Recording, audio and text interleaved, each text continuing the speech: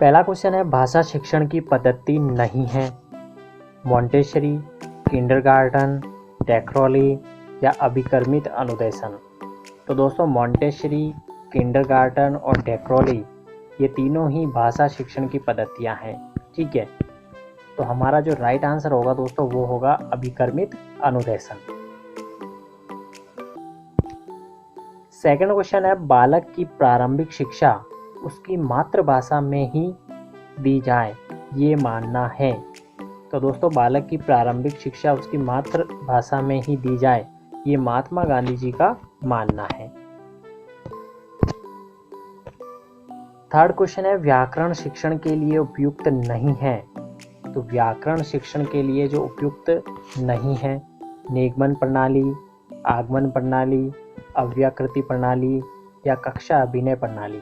तो दोस्तों ध्यान रखें यहाँ पे निगमन प्रणाली, आगमन प्रणाली और अव्याकृति प्रणाली ये तीनों ही प्रणालियाँ जो है वो व्याकरण शिक्षण के लिए उपयुक्त है दोस्तों। तो यहाँ पे जो कक्षा अभिनय प्रणाली है ये हमारा राइट आंसर होगा। चौथा क्वेश्चन है, हिंदी गद्य शिक्षण की पाठ योजना में उद्देश्य कथन आता है। हिंदी गद्य शिक्षण की पाठ योजना में उद्देश्य कथन आता है प्रस्तावना प्रश्न के पश्चात, पूर्व ज्ञान, आदर्श वाचन के पश्चात या मौन वाचन के पहले। तो दोस्तों हिंदी गद्य शिक्षण की पाठ योजना में जो उद्देश्य कथन है वो प्रस्तावना प्रश्न के पश्चात आता है। तो ऑप्शन एक यहाँ पे राइट होगा। पांचवा क्वेश्चन है, शब्द का अर्थ स्पष्ट करने हेतु कौन सा तरीका सर्वाधिक उपयुक्त है। व्याख्यान, वाक्य प्रयोग, वर्णन या चित्र निर्माण। तो दोस्तों ध्यान रखें यहाँ पे शब्द का अर्थ स्पष्ट करने हेतु जो सबसे उपयुक्त तरीका है वो है वाक्य प्रयोग। छठा क्वेश्चन है, वाचन के समय पुस्तक की आंखों से दूरी होनी चाहिए। तो वाचन के समय जो पुस्तक की आंखों से दूरी होनी चाहिए वो होनी चाहिए 12 इंच। ठीक है, तो यहाँ पे फोर्थ क्वेश्चन राइट होगा।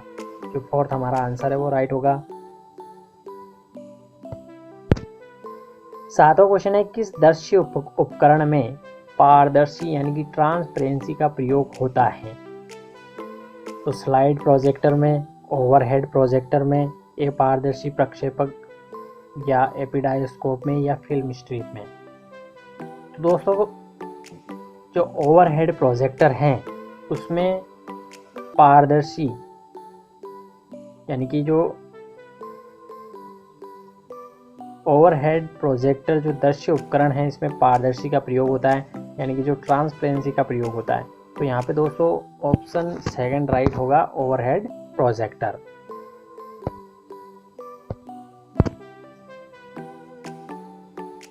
आठवां क्वेश्चन है, मौन पठन के विषय में धारणा है एकाग्रचित होकर पढ़ने का अभ्यास होता है।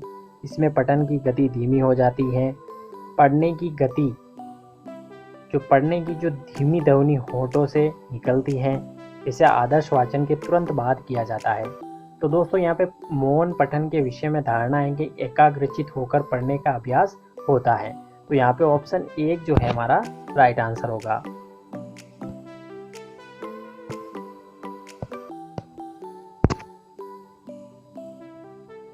नौवां क्वेश्चन है, प्रभाव के नियम के अनुसार उद्दीपक एवं अनुक्रिया का सहयोग होता है। सुखद, दुखद, एक और दो दोनों या उदासीन।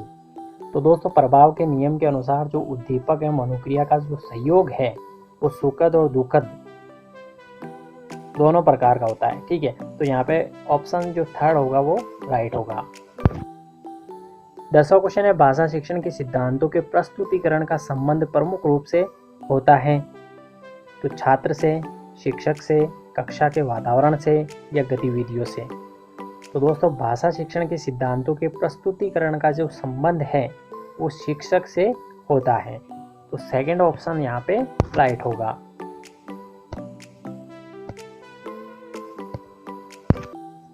11वां क्वेश्चन है, भाषा शिक्षण के चुनाव की जाने वाली शिक्षण विधि किस पर आधारित होनी चाहिए। भाषा शिक्षण के चुनाव की जाने वाली शिक्षण विधि जो है वो बाल केंद्रीकरण पर आधारित होनी चाहिए। तो ऑप्शन एक यहाँ पे राइट होगा। 12वां क्वेश्चन है, भाषा शिक्षण में सरल से कठिन की ओर शिक्षण करना है। तो भाषा शिक्षण में सरल से कठिन की ओर शिक्षण करना है। शिक्षण सिद्धांत, शिक्षण सूत्र, वैज्ञानिकता पर या दार्शनिकता। तो दोस्तों ये शिक्षण सूत्र है, तो ऑप्शन सेकंड यहाँ पे राइट होगा। 13वां क्वेश्चन है, शिक्षक द्वारा सामान्य रूप से बालक में किस भाषा कौशल का विकास किया जाता है। तो दोस्तों शिक्षक द्वारा सामान्य रूप से बालक में श्रवण कौशल का विकास किया जाता है, तो ऑप्शन फर्स्ट यहाँ पे राइट होगा। 14वां क्वेश्चन है, श्रवण कौशल को छात्रों द्वारा अधिगम उपकरण के रूप में प्रयोग किया जाता है। कहानी, कविता एवं निबंध शिक्षण संबंधी नियमों को सुनकर, एक दूसरे को सुनाकर, एक दूसरे से बोलकर या एक व दो दोनों। तो दोस्तों यहाँ पे चौथा जो ऑप्शन है वो राइट होगा, एक एवं दो दोनों। कहानी, कविता एवं निबंध शिक्षण संबंधी नियमों को सुनकर और एक दूसरे को सुनाकर।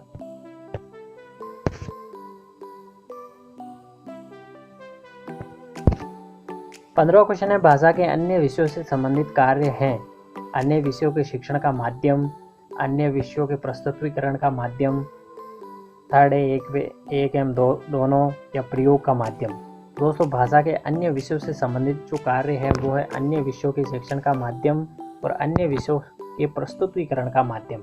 ठीक है, तो यहाँ पे ऑप्शन थर्ड राइट होगा, एक एवं दो दोनों।